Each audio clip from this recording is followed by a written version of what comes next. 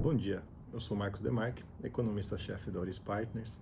Hoje, dia 11 de abril de 2025, estamos aqui para mais um Oris Podcast Macro, tentando trazer um pouco de racionalidade aí para os eventos aí dos últimos dias.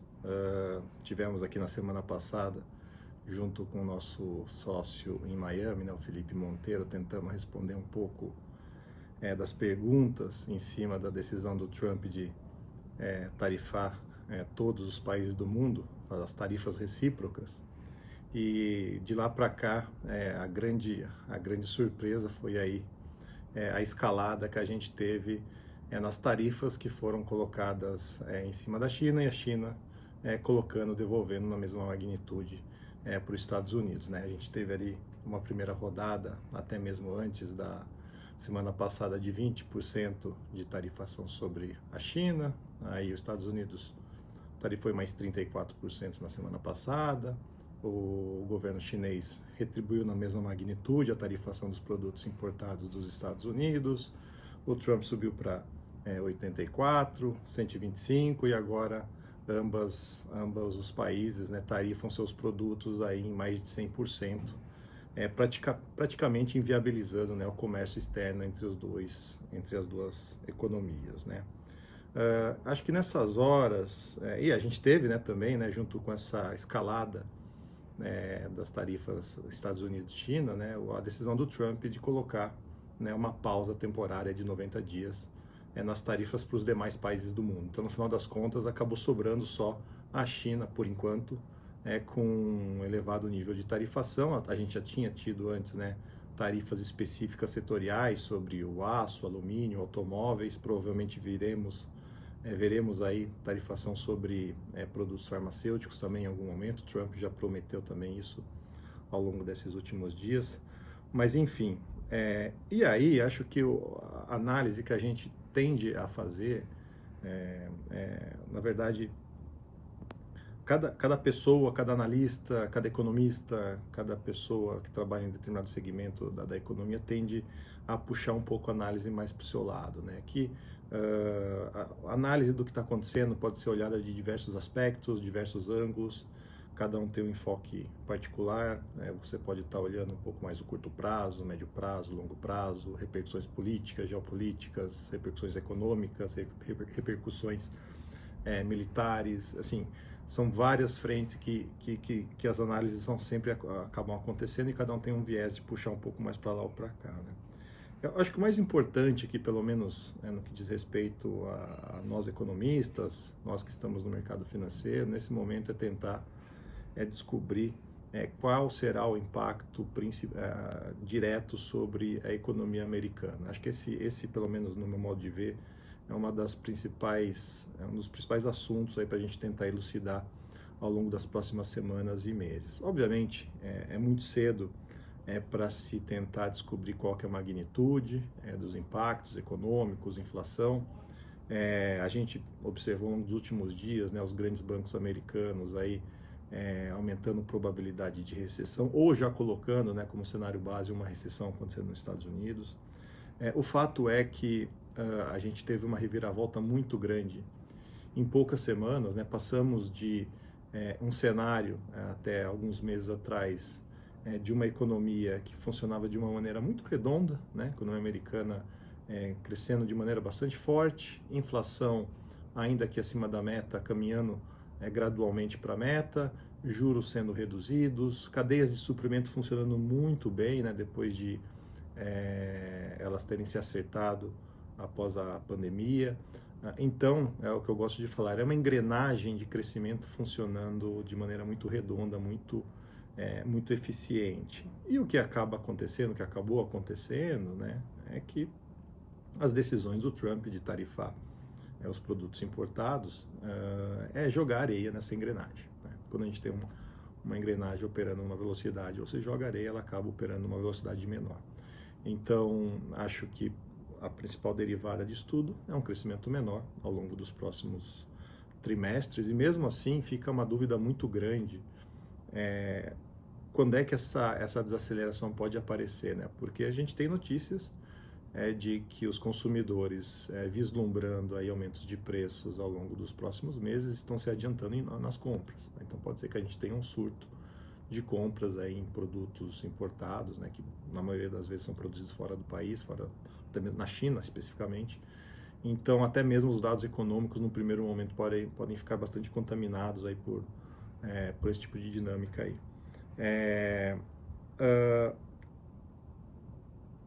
E aí, uma das análises que a gente precisa fazer é a economia americana, após essa poeira que subiu para o alto, né, depois que a poeira se assentar, ela vai continuar sendo a mesma coisa do que era antes das tarifas? A gente acredita que em grande medida sim.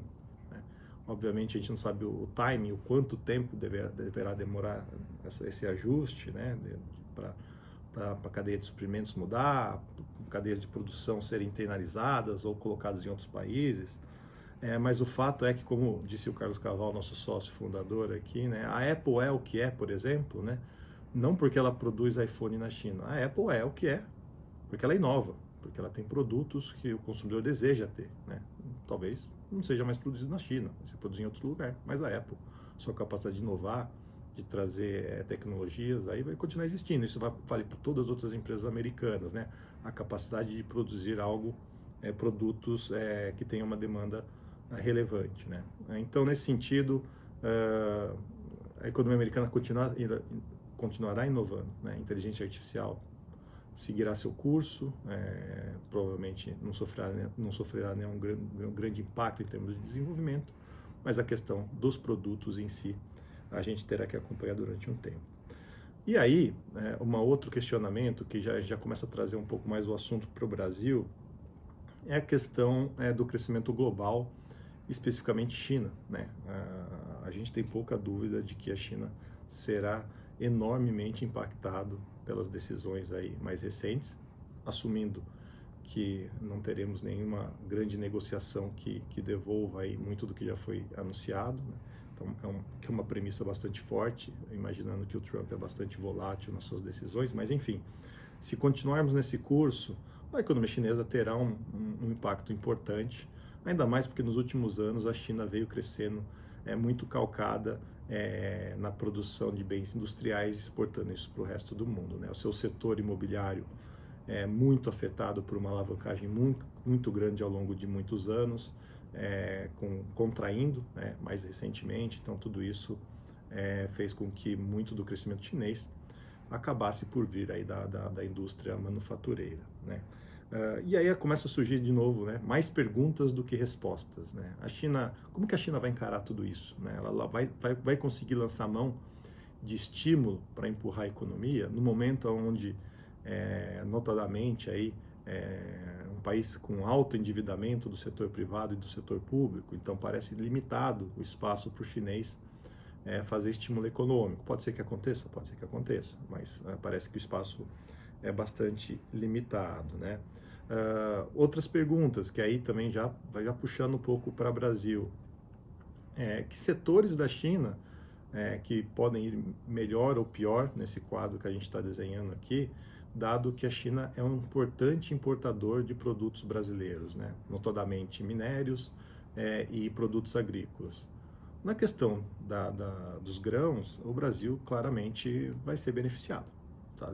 A China provavelmente vai retalhar, ou melhor, o custo, né, do produto importado que chega nos Estados Unidos, incluindo o agro, vai ser maior, então a China vai redirecionar mais importação de produtos aqui do Brasil para o seu mercado interno. Inclusive, nos últimos dias já surgiram notícias de que ela acelerou as encomendas de soja, por exemplo. Né? Mas não só carnes, né, também tem se beneficiado. Então, de maneira geral, o agro brasileiro pode ter algum vento favorável disso tudo que está acontecendo.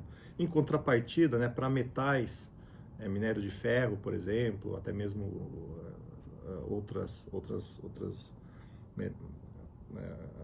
commodities, pode ter algum impacto mais negativo por conta do crescimento menor chinês, que aí vai ser difícil ser revertido.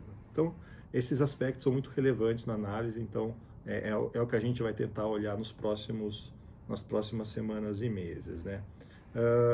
E um aspecto muito interessante disso tudo é que as moedas têm se comportado de maneira muito diferentes, né, frente a essas decisões do governo americano. Por exemplo, a gente observou aí que a moeda brasileira no mês de abril, né, estou olhando todo o mês, né, desde o começo, desde a virada de março para cá, as moedas de commodity têm sofrido muito, né, a brasileira inclusive, né, a nossa moeda junto com os nossos vizinhos aqui, né, Chile e Colômbia, perdendo cerca de 3% de valor às suas moedas frente ao dólar, né? Então o dólar subindo contra a nossa moeda perto de 3%. Mas quando a gente olha, por exemplo, uma África do Sul também, que é um país emergente, exportador de commodity, a moeda sofre 4%, perde valor perto de 4%. Você tem países desenvolvidos também que tem impacto importante em commodity, por exemplo, Noruega perdendo 1% de valor aí desde o começo do mês. E no outro lado, no outro aspecto da análise, que é interessante, as moedas dos países desenvolvidos apreciando bastante, né? Grande destaque para a moeda da Suíça, subindo aí quase 9% desde a virada do mês, mas a gente tem a moeda da zona do euro subindo 5%, a moeda do Japão subindo 5%. Então, por enquanto, é um quadro de apreciação das moedas dos países desenvolvidos não produtores de commodity, né? Enquanto que os países exportadores de commodity, como o Brasil, os emergentes, sofrendo um tanto aí na moeda. Isso em meio, né, a um momento em que no Brasil, né, a gente tem uma discussão muito importante de quais impactos esse contexto internacional trará, né, sobre o ciclo de juros aqui dentro, né? A gente mantém por hora o cenário aí da Selic chegando em 15% até a reunião de junho, né, uma alta de 50 pontos base em maio, uma alta de 25 pontos base na reunião de junho, mas eu diria que hoje esse cenário também tem algum risco de não se concretizar. Em que sentido? A gente continua observando uma inflação bastante pressionada. Hoje a gente teve a divulgação do IPCA de março com uma inflação ali muito próxima ao esperado, de 0,56%, em 12 meses uma alta de 5,5%, né? Mas o que a gente observa é que dentro da lógica do Banco Central, inclusive pegando o próprio comunicado da instituição, você tem ali alguns elementos que sugerem que esses ventos externos podem fazer o Banco Central ficar mais cauteloso daqui em diante, né? Especialmente quando ele fizer o balanço de riscos aí na próxima reunião, que na reunião passada estava ali pendendo para o lado de mais preocupação com a inflação. Pode ser que isso fique mais equilibrado e resulte, né, numa perspectiva da Selic nem chegar a 15%. Enquanto isso, aqui dentro, a gente continua tendo uma dinâmica de uma economia forte, né?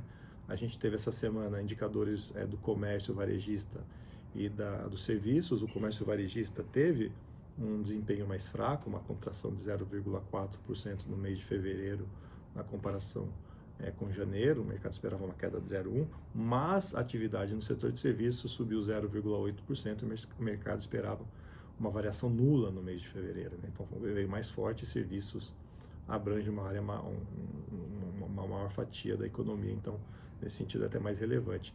E alguns primeiros sinais dos dados de março, né, como vendas e produção de automóveis, também indicando que seguem aquecidos, né? Então, assim, até mesmo é um contrassenso frente a uma Selic muito alta, que a gente ainda continua a observar aí a produção, vendas de veículos, uma dinâmica muito positiva.